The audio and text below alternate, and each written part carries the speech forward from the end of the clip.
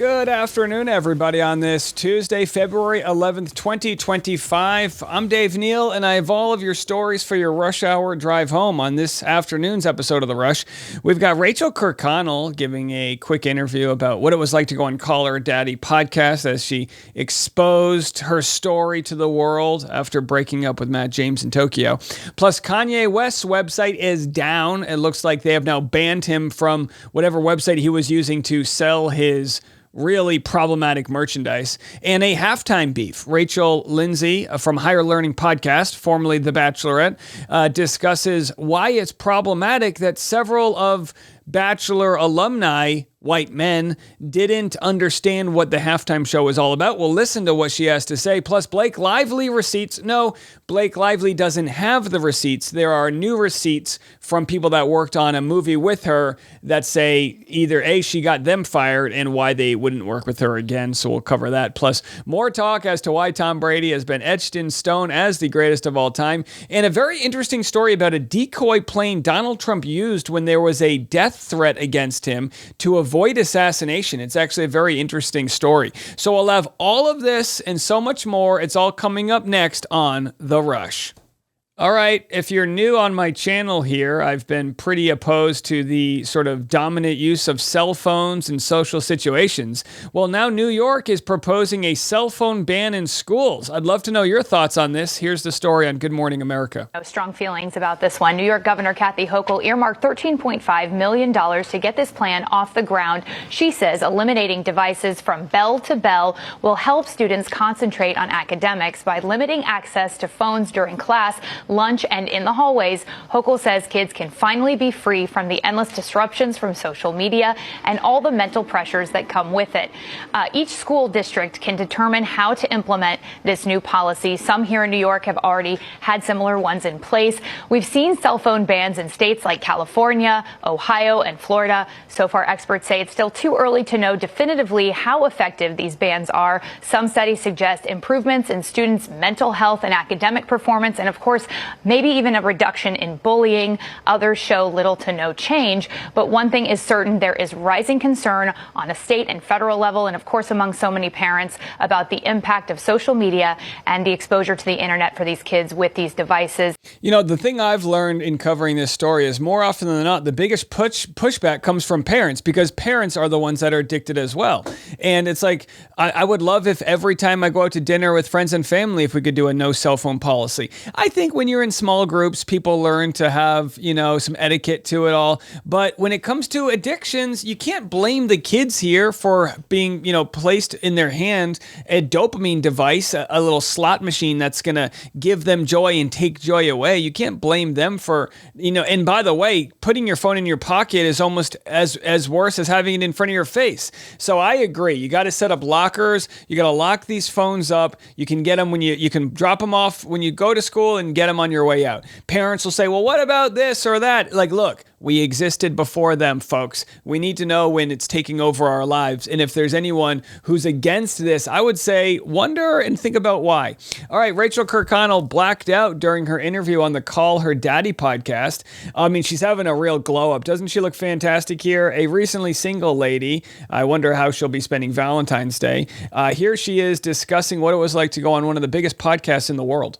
I blacked out. It's like you're so nervous in that situation that I just was like, I'm just going to talk to you like we're just best friends, and I'm not going to worry about anything else around me, and hopefully it works out. It was such a hard thing because I feel like I want to have respect for all parties involved, and I don't want anyone to be hurt more than they already are through the situation. But I do also have to just speak my truth and my point of view from everything, and just honestly help myself get that closure. There it is. And good for her. I mean, she's allowed to share her side of the story. Some people have pushed back and said, well, it's only one side. What about Matt James? And it's like, well, he'll get a chance to share his side. He's got a bigger platform than she does. So that's the thing. When you're an influencer, you can monetize your breakup and try to make some sort of positive out of it all. So I have no problem with that. All right. Well, here it is, a Blake Lively story. So our good pal, citizen journalist, posted this. this. Good morning, citizens. Today's tea, It Ends With Us, may not have been the only movie Blake Lively clashed with the assistant director. British actor Henry Golding shared a poster for Another Simple Favor in his Instagram, and Citizen Sleuth pointed to a juicy comment. All right, so this is the new movie coming out May 1st, Another Simple Favor, the second part of this. It's the sequel to the first movie here that Blake Lively did with Anna Kendrick. And in the comment sections, we see someone from Barbed Wire TV said, "I worked with you on the first one. My experience with everyone was absolutely amazing, except for a certain someone who is the reason I quit being an assistant director.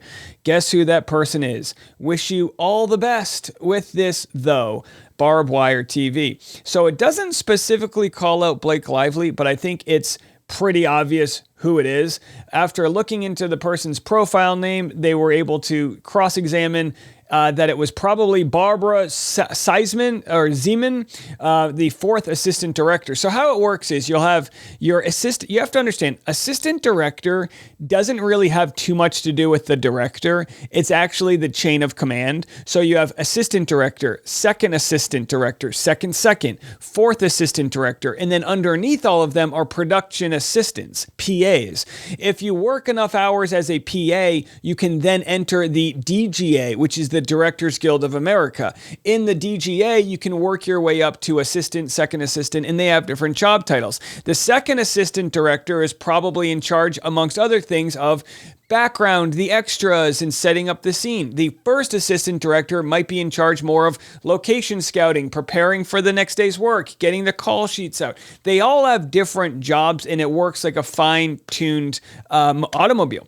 Now, fourth assistant director, I couldn't exactly tell you what her job titles would have been on this film, but there could have been a real beef that happened. And by the way, just offhand, no judgments whatsoever, this looks like a very attractive person. And I would not be surprised in a narcissist world where you are supposed to be the hot person on set. I would not be surprised if you would want to find a reason to get rid of anyone who has the eyes heading in their direction versus yours. Does that make sense? I'm not blaming Blake Lively of this. I have no idea why she may have been fired, but it wouldn't be out of the realm of possibility that a firing may have happened because there's another hot girl on set. So we'll have to see. If there's more to this story, I'll be covering it in a video. There might be more to this story. There are thousands of people looking for clues as to more evidence that there is sort of nefarious activities going on, not just in the movie It Ends With Us, but also in other iterations of Blake Lively's catalog.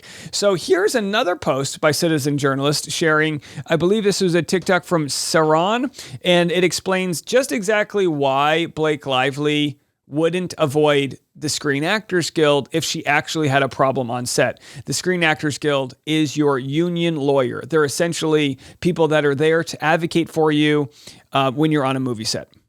I can't think of one non-nefarious reason as to why she would have excluded them from this whole thing. There is one organization that has no purpose but to advocate for you in situations exactly like this one. And for me, like, I've called SAG on plenty of occasions. Maybe they want me to smoke a cigarette. Or how about this? They want me to cut my hair on set and I didn't agree to cutting it beforehand. All right, let me just call my SAG rep and see. And then maybe they'll work with the production to negotiate a deal right there on the spot. They're there to help you. Workplace issues, overtime issues, not getting paid for the time you deserve, a residual issue. They're there to be a voice for the voiceless. Lively herself claims that on May 26, 2023, she went to Sony saying that she wanted to file an HR complaint. In her complaint, she states that Wayfarer lacked any process to respond to complaints about leadership. And Sony was like, girl, we're the distributor. If you're having a problem on set, you got to go to the studio. The studio being Wayfarer. I got to see those communications because I doubt that's where their recommendations ended.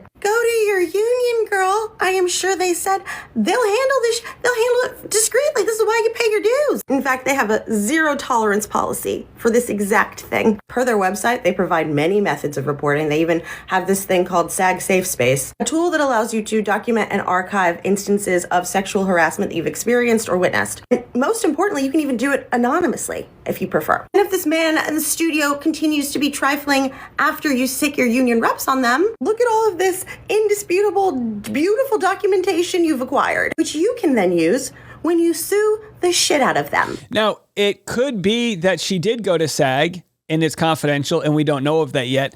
My only hunch that she didn't is, why wouldn't she have included that in the initial civil case? Why wouldn't she have leaked that to the press? I mean, if she went to SAG day of or week of or even month of and discussed this, it'd be pretty damning on Justin Baldoni. We just haven't seen those receipts. Okay, let's take a quick break. When we come back, I've got Rachael Lindsay and her thoughts on the halftime show. That coming next. Well, art is always up for interpretation. That's what we love about it. What was interesting about the halftime show, though, were some of the hot takes of people that said, I just didn't really get it. And as you guys know, we cover The Bachelor, and we had Tyler Cameron saying the halftime show stunk. Jason Tartick said the whole Super Bowl stunk. Now, in his defense, I think most of what he meant was the fact that it was not a close game. But if you want to include Blake Horstman also saying the halftime show stunk, here's an update from Rachael Lindsay, who really doesn't chime in with the Bachelor stuff very often unless it involves, cultural issues, which we love when she has a good take. Here's what she had to say. It's like I don't want to say black versus white, but just it was becoming more political, more, why are you making this about race, which is what Bachelor Nation people were saying to me. So this is what happened. There were a couple of people, I'm just going to name them, Jason Tartick and Tyler Cameron, who had posted that this was the worst Super Bowl ever, and particularly included in that it was the halftime show. One of them said it was the worst performance. And I immediately wrote under, and both of them have now taken these posts down, so you can't go and find them. Why'd they take them down? There was immediate backlash, and I wrote under Tyler Cameron's, "Oh, you just didn't get it, friend." And I was... This your homie? I mean, we're cool. Okay, cool. I don't know if he's still Matt James's best friend, but he was on The Bachelor, but he was Matt James's best friend. I don't know how close they are or aren't right now. Hey, can I ask you a question real quick? I apologize. Like, I get to cut off Rachael 3 times during the whole year, and that's one of them. Okay. How come all of these people from The Bachelor got like up over 2-3 million followers, and you haven't hit 1 million yet? And I lose followers every day. It is what it is. It's all the black people have less. Got 2.2 million followers. I never fucking heard of this guy. I'm not for them. Look, so Rachael Lindsay says, I'm not for them. And it's powerful, but it's also this symbology of the halftime show might not be for them as well. Now, look, I'm not here to break down everything. A lot of this flew over my head while watching, not all of it, but some of it. Kendrick Lamar's halftime show was loaded with storytelling and symbolism. Samuel L. Jackson as Uncle Sam. Too loud, too reckless, too ghetto, Jackson said at one point. Mr. Lamar, do you really know how to play the game? Then tighten up. And it's that idea that you should shut up and play football, shut up and dance, shut up and do this, shut up and that. And it's kind of a way that people control others, really. And if you play loud, you're considered aggressive. If you are too flashy, you're not playing with respect to the game. And you see the way that people have and use subtle racism, or maybe implicit, whatever the hell you want to call it, to sleep better at night, to criticize others. And like, who the hell am I to speak towards that? I don't know what that would be like to be followed around a 7-Eleven because people think I might steal something, or the cops pull me over and I wonder, is this a dangerous situation? I've had that luxury of not having to worry about that. They shared the American flag formation during his performance of Humble, a call out to the revolution about to be televised. You picked the right time, but the wrong guy. I mean, they did a really good job. Red, white, and blue wardrobe, the Great American Game. They showed like the Squid Game reference. A concept of a game could be in reference to black people having to constantly navigate American life, culture, and politics. They didn't jam this down anybody's throat. These were symbols. This was symbolism. This was art where you read between the lines. Whether you like it or you don't, that's what they want. Art inspires conversation, right? So Serena Williams had a cameo. There was protesters in the middle of it. So anyhow, you can look into all of that. Impact did a really good job on Instagram sharing it all. But yeah, it might not be the jazziest dance or the highest pitch note that you might be used to, but to say, well, it sucked. Yes, you can have that opinion, but that's what art is all about. Saying, well, your opinion might change the more you look at what it is you're looking at. Them.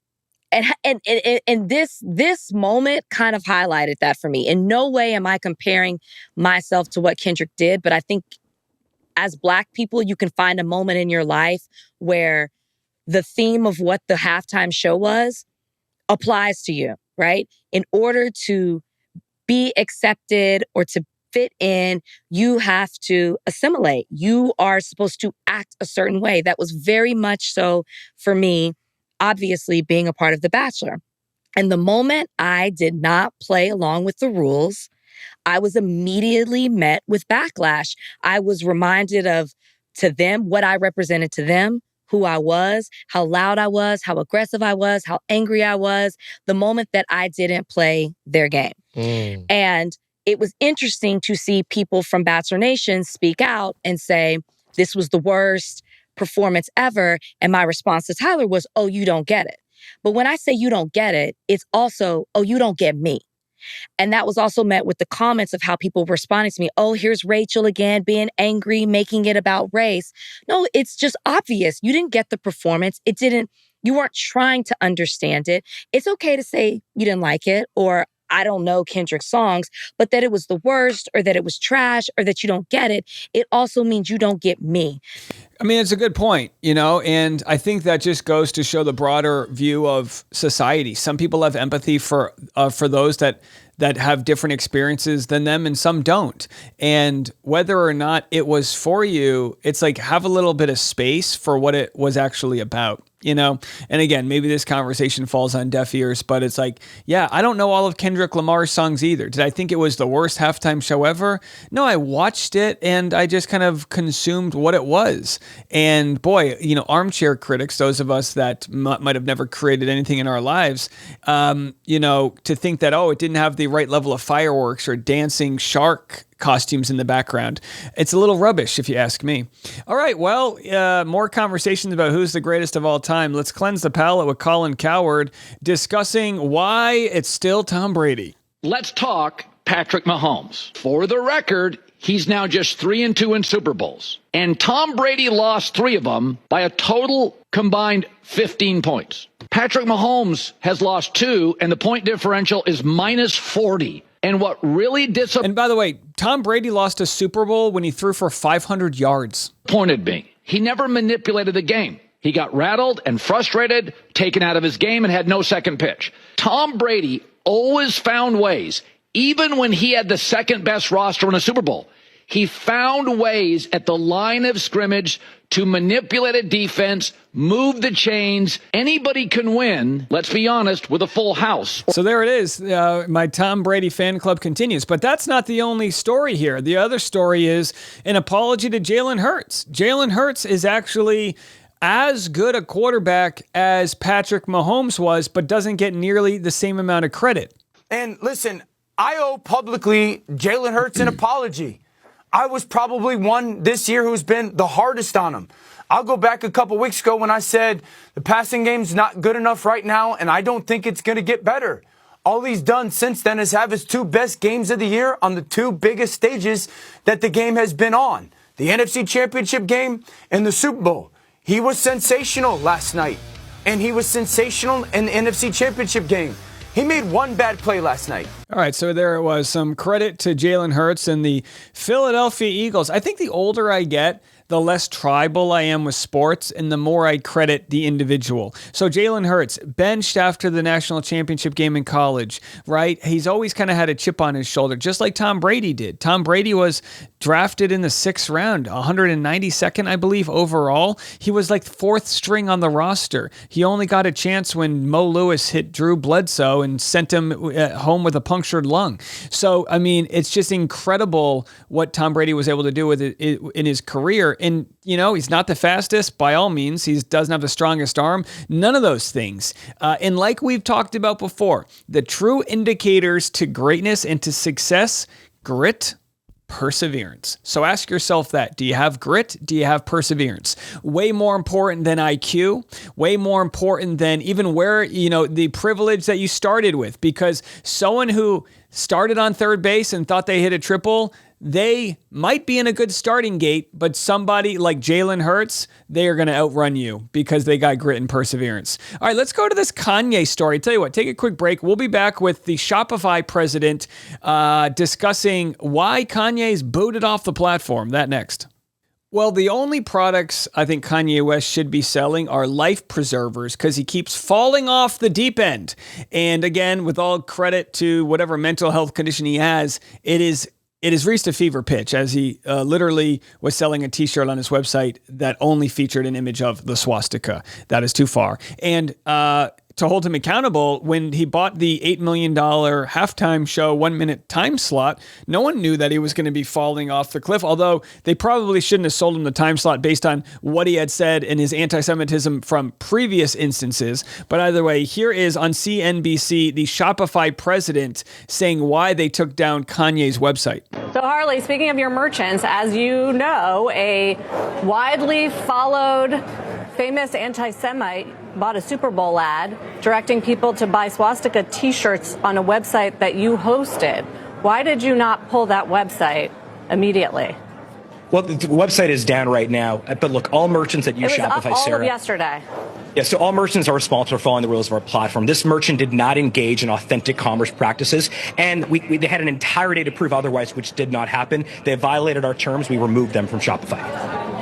But your terms of service say you can pull the website for any reason, as you just said. So why didn't you pull it sooner? Look, good process creates good outcomes, Sarah, and we follow a good process here.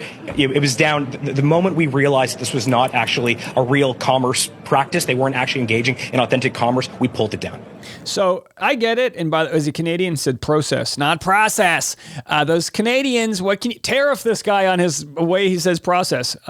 Anyway, look, I mean, they took it down within a day. I don't know. I mean, is there maybe they weren't used to people being that crazy that they had to remove things quicker than that. But I mean, I don't think it's not like they waited a week and they were standing behind him. They were like, all right, this is happening. Let's figure it out. And then they pulled it, So I'm hoping nobody bought any of those t-shirts. Here's a weird story we'll wrap up on. This was a clip from News Nation. President Trump took measures to avoid possible assassination attempts by Iran during the last presidential campaign, including the placement of staff on a decoy flight. I guess there was credible evidence that Iran was going to try to assassinate him. And this is, let's just have a listen. Let's start with this decoy flight.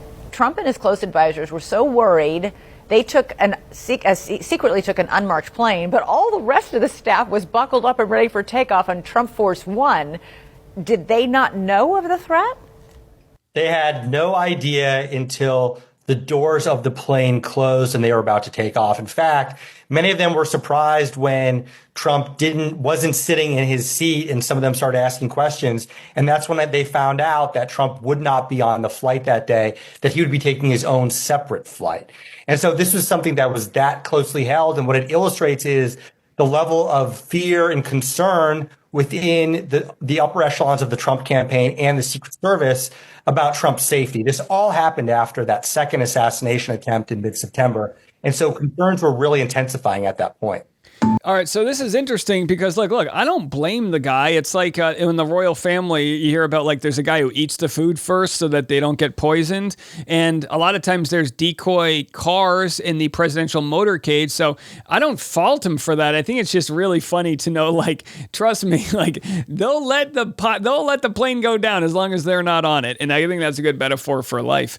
But, I'm telling you, the odds of Trump not surviving the next 4 years are high, not because of any reason other than he's a relatively overweight man in his late 70s, early 80s, whatever he is. I mean, the actuarial data is like, I think I could be wrong, but it was something like 30 or 40% chance of him dying in the next 4 years. Again, I don't wish that on him, specifically because the conspiracy theories will be so ridiculous if the man dies of old age. But, he's outliving the average age that people live. Now, you could argue he walks a little bit when he golfs, and maybe he's more active than a normal person that age, because even if some people do think he's got dementia, I mean, at least, he's out and about, signing documents, signing his executive orders. That's going to burn calories, right? Either way, I wouldn't wish death upon the man. But when it does happen, whether it's during his term or after, because guess what? It happens to all of us.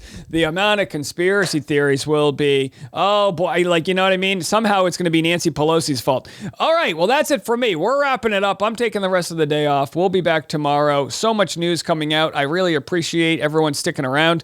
Please continue sharing us with your friends. We continue to rise in the charts. It's with a humble appreciation that I thank you guys for sticking by me. We'll see you then. I'm Dave Neal. This is The Rush.